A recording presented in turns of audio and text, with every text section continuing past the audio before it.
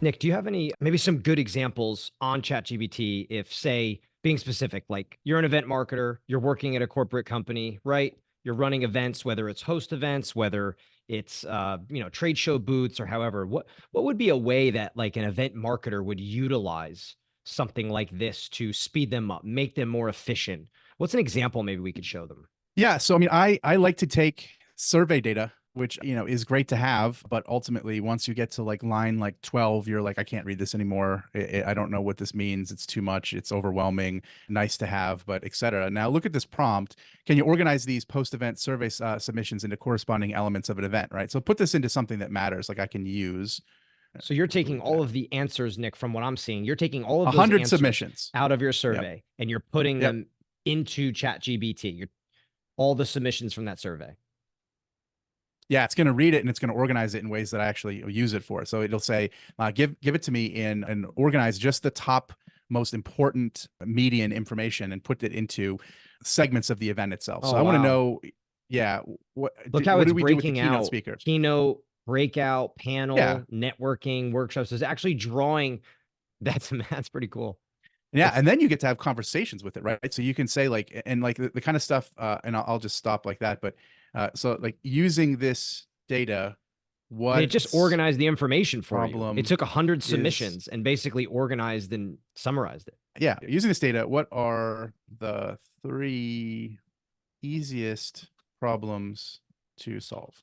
What do you want to know from data, from events? You want to know, Yeah. how do I do better, and where are the opportunities, right? So, okay, poor event app experience, or get another event app, right? Solution. Here's how to Mhm. actually do it. So you can ask questions like, what are the easiest solutions? Or you could say, you could upload your post-event survey, you can upload your budget and say, show me how to reconfigure my budget to organize it in ways that solves the problems associated with the budget. And it will actually Yeah. take every one of your budget line items and it will draw a line of post-event survey information that speaks exclusively to that. So you can have multiple pieces of content and ask them to bridge the gap between the two like that too. Agenda building is one of the most fun things that you can do too. I mean, like you can just have like a real simple agenda built out and then just keep adding stuff to it, adding stuff to it. Like, Yeah. me and agenda. What kind of agenda? Awards event from 6 p.m. to 10 p.m.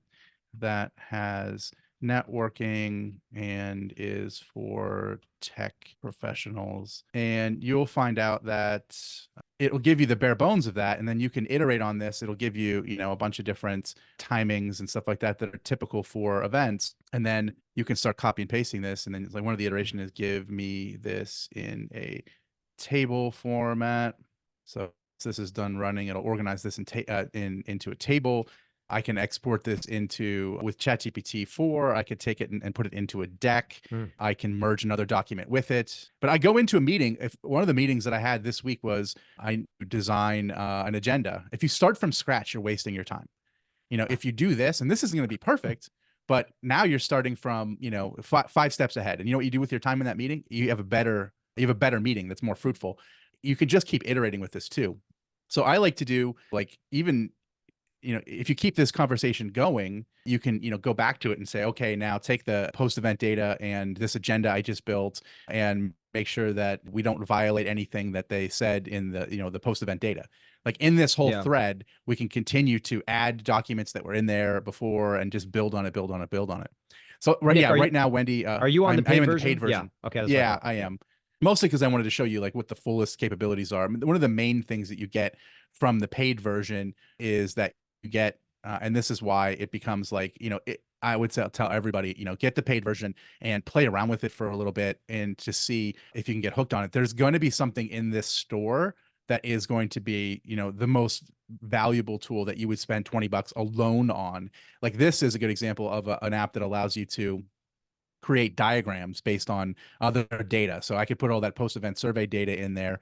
I mean, I guess we could do it right now. And this is kind of magical. So give me a diagram that is a chart from positive to negative based on this survey information. Copy 100 pieces into this and you will get a chart. Now, coming into a meeting, taking all of the post-event survey data and creating a chart that separates the positive and the negative, and that's where you start. It becomes pretty amazing.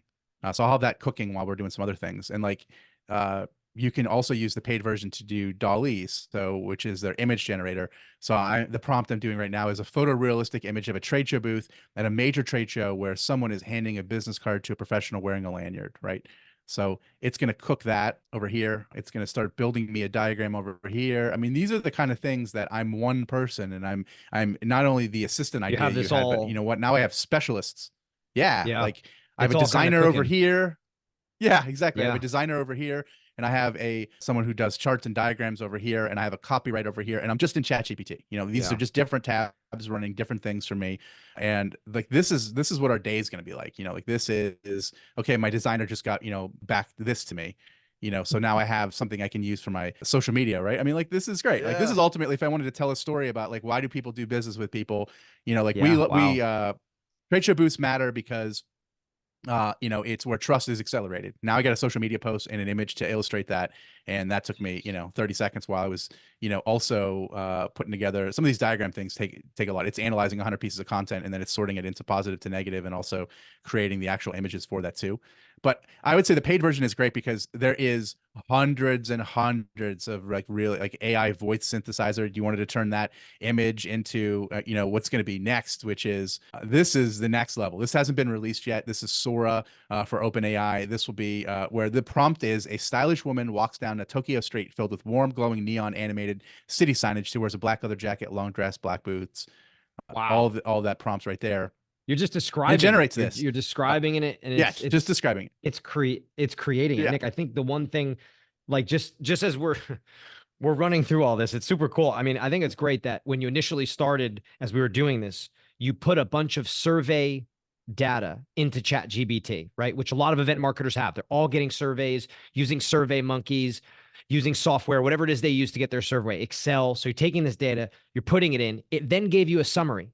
So it took 100 submissions, gave you a summary, broke out people's answers by whether it's networking, the food, right? It actually broke it out for you. You were then pretty much able to then ask it to then create an agenda potentially. What would an yep, agenda look like at a conference like this? Because, let's say you want to change it for next year. You're then also able to go back, take that data and put it into charts just by dropping it somewhere. I mean, you're doing the work of 3, 4 people. Oh my, I mean, 4, yeah. but like I mean, you're just it's pretty delegating, right? wild. It puts you in the seat, and most event marketers, they're in the position to do. They're doers, right? And they have a lot of tactical work they have to do. And this is why it's a big deal to give it a role. Like we said, think of it like an assistant, but really think about it like the next level is not just a catch-all. Think of it as a data analyst. Think of it as a lawyer. Say as if, read this contract. Is there anything in this contract would be an issue for intellectual, property?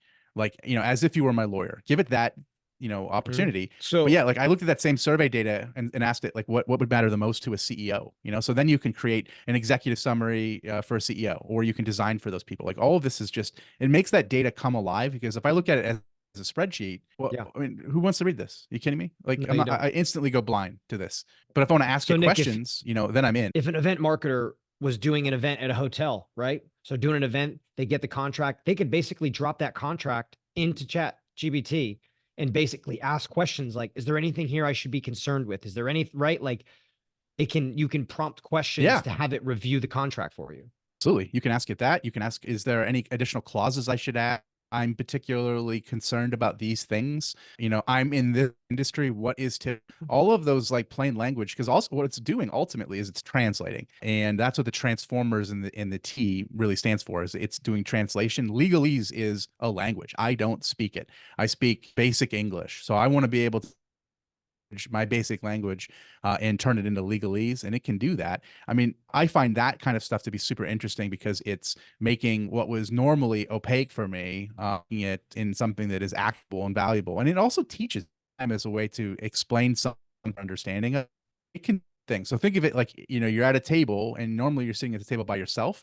Imagine all these other roles that are sitting at the table that now, you've got a lawyer that works for you, you've got an executive assistant works for you, you've writer, a designer, a Oh, deck builder, et cetera, all of these things. And that's why I get the paid version of it, because it gives me more team members, because of the specials. Even like I use Kayak to like book my flights.